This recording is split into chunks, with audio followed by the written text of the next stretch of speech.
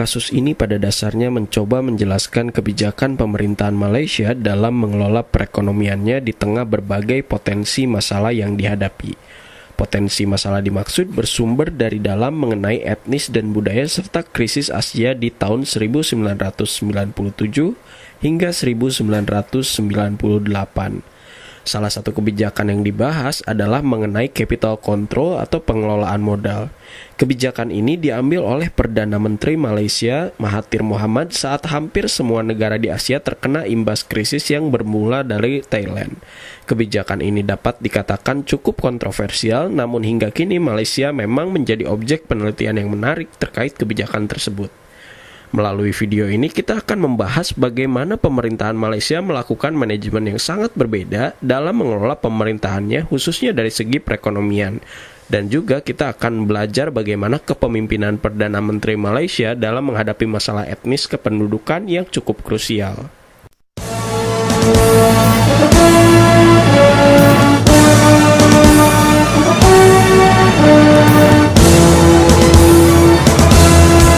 Pada saat krisis nilai tukar berkembang menjadi krisis ekonomi, hampir semua mata uang di Asia mengalami kejatuhan termasuk Indonesia. Tidak seperti negara tetangganya, Thailand, Indonesia, Korea Selatan, dan Filipina yang meminta bantuan IMF, Malaysia menerapkan kebijakan capital control untuk mencegah spekulasi mata uang ringgit yang diyakini oleh Mahathir Mohamad menjadi penyebab krisis nilai tukar. Kebijakan yang diambil adalah 1. Pemerintah Malaysia menghapuskan perdagangan ringgit di luar Malaysia dan mengharuskan dana dalam ringgit Malaysia di luar negeri harus kembali ke Malaysia dalam waktu 1 bulan. Jika tidak, perdagangan ringgit tersebut akan dianggap ilegal.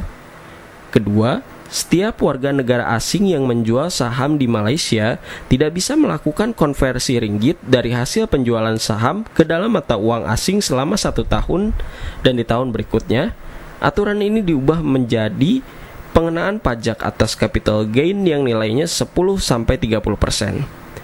Yang ketiga, nilai tukar ringgit ditetapkan fix pada posisi 3,8 ringgit Malaysia per US dollar.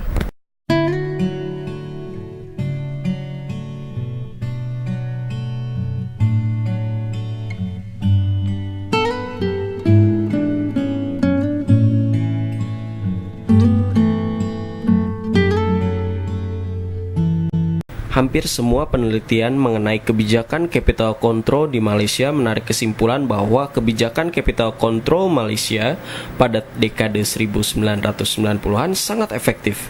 Penelitian-penelitian seperti yang dilakukan oleh Aryosi pada tahun 2000 menarik kesimpulan bahwa kebijakan capital control Malaysia efektif untuk mengurangi volume net capital inflow, alter composition of flow, mengurangi tekanan apresiasi mata uang domestik, dan juga meningkatkan independensi kebijakan moneter Malaysia.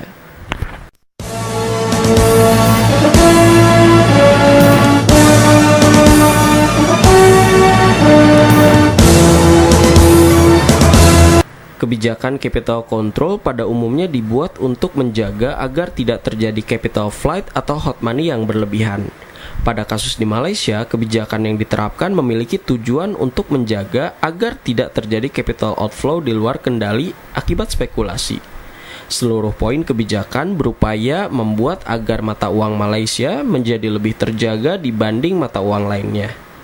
Kebijakan seperti pelarangan konversi ringgit dari hasil penjualan saham dan pajak yang tinggi atas capital gain memang sangat memberatkan para investor asing karena dana yang ada akan sulit keluar dari Malaysia, sehingga kebijakan ini sangat dikecam oleh negara lain, khususnya IMF.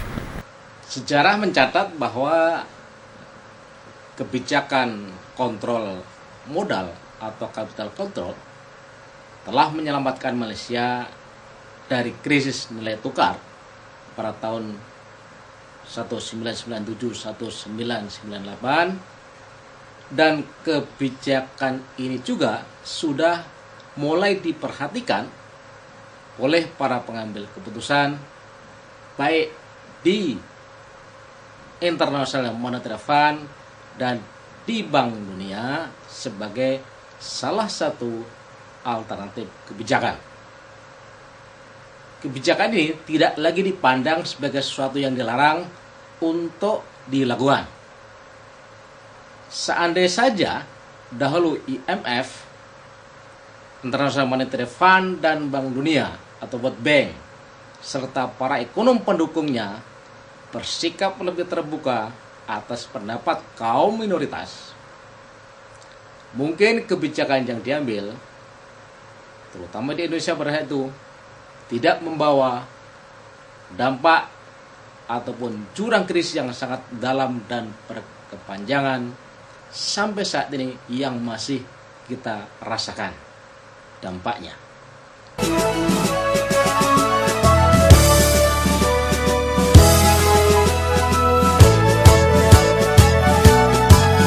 Berdiri sebagai sebuah kerajaan,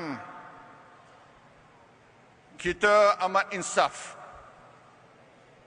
dan kita bersikap rendah diri bahawa era di mana kerajaan tahu segala-galanya sudah berakhir.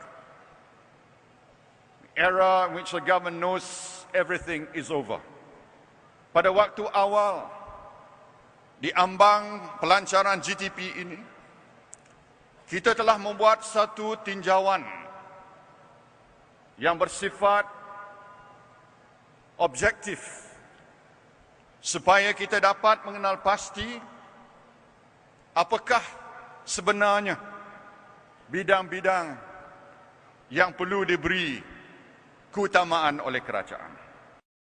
Maka setelah kita melakukan proses tinjauan dan analisa yang mendalam ini, maka lahirlah program GTP ini, di mana ianya merupakan satu agenda besar kerajaan dapat menyentuh isi hati rakyat ataupun people's touch points. Dapat kita melaksanakan kejayaan yang besar secara pantas dan sekaligus menyelesaikan permasalahan rakyat.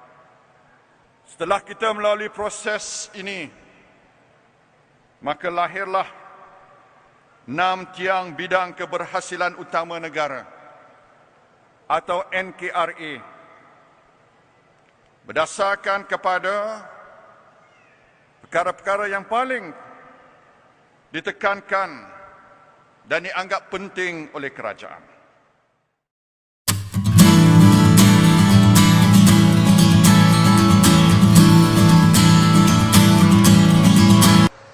Pada saat Perdana Menteri Najib Razak terpilih, dia mengintrodusir apa yang dinamakan dengan One Malaysia. One Malaysia intinya adalah sebuah semangat, sebuah gerakan yang lebih menekankan kepada harmoninya etnis di Malaysia yang terdiri dari Melayu, India, Cina.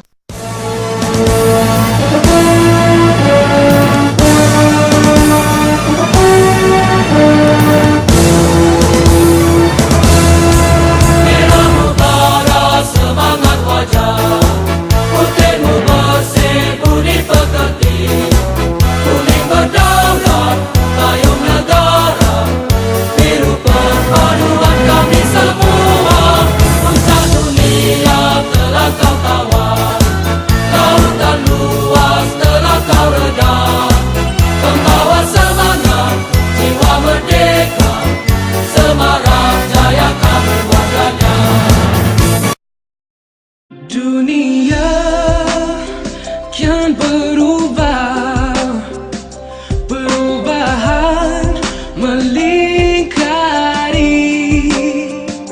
melaksana hasrat hati, kejayaan terbukti.